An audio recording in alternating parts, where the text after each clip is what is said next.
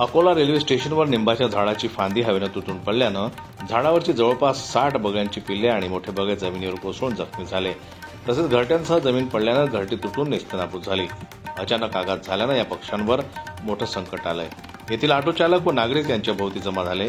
पिल्ले व काही मोठे बगळे सैरावैरावर घाबरून पळत होते, तर काही उडून गेले.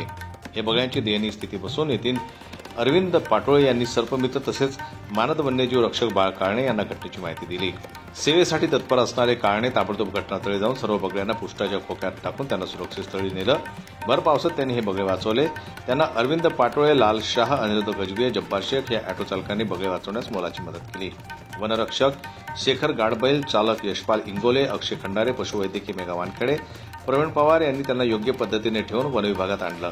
हे वन्यजीव सेवा इतकी जलद आणि बिकट स्थितीत केल्याबद्दल बाळ काळणे यांच्या तत्परतेचं सहाय्यक वनसंरक्षक नम्रता टाले, आरएफओ विश्वास थोरात, वनपाल गजानन गायकवाड यांनी कौतुक केलं.